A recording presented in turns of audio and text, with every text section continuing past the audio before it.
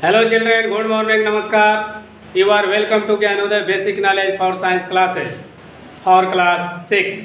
I am present for part 25 in the lesson of जीव जगत। तो आइए जीव जगत के इस लेसन में हम यह पढ़ने जा रहे हैं कि भोजन संग्रह के लिए तनों में रूपांतरण कैसे होता है। जैसे आलू तना है ना, तो एक कैसे फूल जाता है, भोजन इकट्ठा करके तब वो फूलता है। जब खाद पानी मिलेगा तब ना बड़ा ज़्यादा आलू लगेगा, तभी ना भोजन बनाएगा। तो मिलवे नहीं करेगा तो कहाँ से आलू होगा। तो वही कहता है कि भोजन संग्रह के लिए तनों में रूपांतरण कैसे होता है। तो देखिए, भोजन इकट्ठा करने के कारण वो क्या करता है, हरी पत्तियाँ होती है, सूरज का प्रकाश और नीचे से खनिज लवण, पानी, खाद, यूरिया, पोटास, जाइम सब मिलता है। तो क्या करता है, उसको इकट्ठा करता है। अब वही तना क्या होती है कि फूल फूल के बड़ी बड़ी आलू के रूप में हो जाती है। तो देखो कहता है कि भोजन इकट्ठा करने के कारण भूमिगत तनों के सिरे फूल जाते हैं। किसके कारण फूल जाते हैं? भोजन इकट्ठा करने के कारण फूल जाते हैं, जिसे स्तंभ कंद कहते हैं। क्या कहते हैं? स्तंभ कंद कहते हैं। जैसे किस किस में? जैसे आलू, अदरक, अरवी। देखते हो ना, आलू काट काट के छोटे छोटे रोपते हैं, जमता है, फूलता है जब, तो धीरे धीरे एक पेड़ से कम 10 आलू 20 आलू निकलते हैं ना।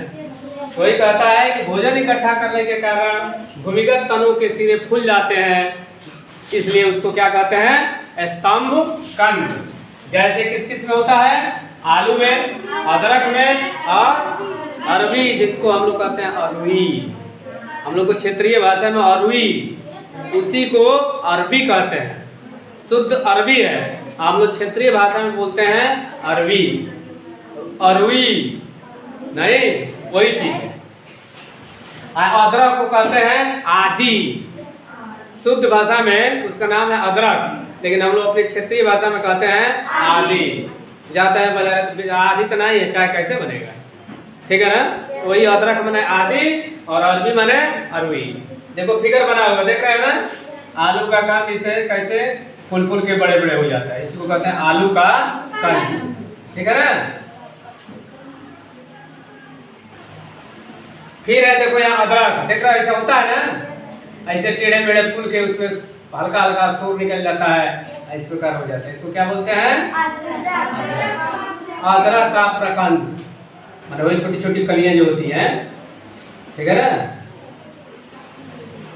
ये है, देखो ये आलू का कंद है, ये आलू का स्तंभ कंद है। स्तंभ कंद जब आँख फेंक देता है, आँख जब बोरा में रख देते हैं, जम जाता है कि नहीं जम जाता है? तो उसी का कारण देखो, जब जमता है तो आँख है, उसके अंदर सूर जम जाता है, ऊपर पत्ती एक आलू आ जाती है ना।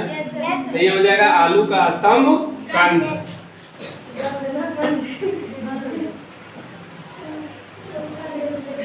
ये क्या है? अरवी। अरवी ऐसा होता है ना उसमें, इस तरह की रेगाड़ी होती है, अलग बगल सूरज जैसा मछली जैसा दिखाई दे रहा है, टेढ़ा मेढ़ा होता है, ठीक है ना। तो इस प्रकार क्या होता है, भोजन इकट्ठा करके जो तने फूल जाती हैं उसको क्या कहते हैं? स्तंभ कंद। जैसे आलू, अदरक और अरवी। अब चलिए कि तने को सहारा देने के लिए रूपांतरण कैसे होता है। बहुत ऐसे तने होते हैं पौधों की, जैसे मटर का जो चढ़ नहीं पाता है, लौकी का, कोहड़ा का, तो वो कैसे चढ़ता है, उसको सहारा देने के लिए क्या होता है? तो कहता है कि जड़ें विशेष रूप से मोटे तथा मजबूत होकर तने को सहारा देती है, जिसे सहारा देने वाली जड़ें कहते हैं। जैसे देखो गन्ना भी इस तरह का होता है ना, इधर से हवा मारेगा तो ये रुकेगा, इधर से हवा मारेगा तो ये रुकेगा, होता है ना। पूरे हर पोर पर माने गांठ पर हल्का हल्का शोर होता है ना। तो ये गन्ना हो गया। फिर देखो बरगद का पेड़, देख रहे हो ना, बरगद में से तमाम टहनियाँ निकली रहती है ना, उस पर फूल रहता है, टहनी जड़ है, जड़ इसका मुसला जड़ होता नहीं है। ये कौन जड़े हैं? अपस्थानिक जड़। मारेगा आदमी ऊपर से उलट जाता है। बर पीपर का पेड़ पहले उलटता है, इसलिए कि नीचे उसमें मुसला जड़ें होते ही नहीं, ठीक है ना। तो देखो ये जड़ हो गया, इसमें से जमीन पर आकर फैलता है, चौड़ा चौड़ा सोने लायक, बैठने लायक बन जाता है। देखो कहीं नहीं, हाँ, तो इसी को कहते हैं, देखो जड़ें निकलती हैं उसमें से, तो ये बरगद हो गया।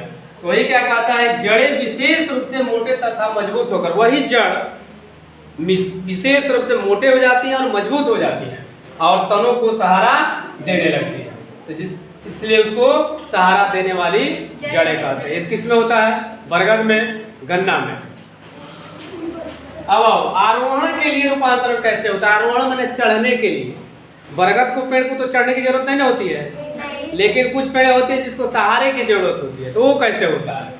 कहता है कमजोर तनों वाले पौधों में सहारा देकर ऊपर चढ़ने के लिए पतली पतली धागे नुमा संरचनाएं निकलती है, उसे प्रतान कहते हैं। जैसे लौकी देखे हो ना, निकलता है ना, क्या करते हैं, पकड़ के उसको लकड़ी में हम लगा देते हैं, फिर वो पकड़ेगा लकड़ी में लगा देगा, धीरे धीरे धीरे धीरे बढ़ता जाएगा और स्प्रिंग नुमा वो बनता बनता है ना। तो इसको क्या कहते हैं, नहीं अभी बताएं, प्रतान कहते हैं इसको।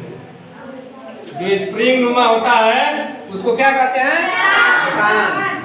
उसी के सहारे वो लपेट लपेट लपेट लपेट कर चढ़ता है। कब, कमजोर तने वाले पौधे। कैसे पौधे, जिसके तने बहुत कमजोर होते हैं, हवा मारेगा तो इधर से उधर चले जाएंगे, हैं, तो उसके लिए ऊपर चढ़ने के लिए पतली पतली धागे नुमा संरचना निकलती है, जिसे हम क्या कहते हैं, प्रतान। जैसे लौकी, कद्दू, तरोई का पेड़ होता है ना, देखो जी हम लोग कहते हैं तरोई कहते हैं ना, लेकिन शुद्ध नाम है उसका तोरई। तोरई उसी को हम लोग बिगाड़ के बोलते हैं तरोई। फिर अंगूर, मटर, सब में इस तरह के स्प्रिंग नुमा प्रतान होता है, इसी के सहारे पकड़ पकड़ कर ऊपर तक लतरें चढ़ जाती हैं। तो इस प्रकार आपने यह जानना कि भोजन संग्रह कर तने कैसे फूल जाती हैं, ठीक है। जैसे आलू, अदरक होता है, और कुछ में जड़ें कैसे उसको सहारा देती है, जैसे गन्ना, बरगद, ठीक है। और आरोहण के लिए स्प्रिंग नुमा होता है, उसको क्या बोलते हैं, प्रतान। और एक चीज और क्या होता है, सहारा देने वाली जड़ें होती हैं, जिसमें गन्ने में और बरगद में, ठीक है ना। और आरोहण के लिए क्या होती है, उसको क्या बोलते हैं, प्रतान। और इसको क्या बोलते हैं, स्तंभकंद। जो तने भोजन इकट्ठा करके फूल जाती हैं, गोल गोल आकार ले लेती है, थोड़ा टेढ़ी मेढ़ी होती है, उसको क्या बोलते हैं, स्तंभकंद। तो स्तंभकंद आपने जाना, सहारा देने वाली जड़ें जाना और प्रतान के विषय में जाना, ठीक है ना। ये तीनों भूलेगा नहीं ना। तो आइए पूछते हैं, देखें कितने लोग बताते हैं, देखा जाए कितने लोग याद रखते हैं। पूछने का काम शुरू किया जाए। सबसे पहले बताएंगे स्तंभकंद, कौन बताएगा, चलो बताओ। भोजन इकट्ठा करने के कारण भूमिगत तनों के सिर फूल जाते हैं, जिसे स्तंभकंद कहते हैं, जैसे आलू, अदरक। चलो प्रतान कौन बताएगा, बोलो। कमजोर पौधों तनों वाले, तनों को सहारा देने वाली पतली पतली अपने मन से बोलो। कमजोर तनों को सहारा देने वाली स्प्रिंग नुमा जो होती है उसे प्रतान कहते हैं। हाँ, बरगद के पेड़ में क्या होता है, जैसे यहाँ लिखा है ना, देखो, मजबूत तनों को सहारा देने के लिए बरगद का पेड़ अलग अलग से जड़ निकालता है ना, और जमीन पर आता है तो उसको कौन सा जड़ कहते हैं, सहारा देने वाली जड़, ठीक है ना। और जो स्प्रिंग नुमा होती है उसको क्या बोलते हैं, प्रतान, ठीक है ना। तो इस प्रकार आप प्रतान और स्तंभकंद के विषय में बढ़िया से जान गए, ठीक है। तो अभी आप स्तंभकंद, प्रतान और सहारा देने वाली जड़ों के विषय में समझने का प्रयास किया, और हमको उम्मीद है कि समझ में आ भी गया होगा। यदि यह पढ़ाई समझ में आती है, अच्छी लगती है, तो मेरे चैनल, आपके चैनल, यूट्यूब चैनल को सब्सक्राइब करेंगे, वीडियो को लाइक करेंगे और अपने मोबाइल से दूसरे पर शेयर करेंगे, ताकि और लोग भी इस वीडियो का आनंद ले सकें। अब मैं मिलता हूँ नेक्स्ट वीडियो में, तब तक के लिए thank you for watching video. Tata, okay, bye bye, नमस्कार।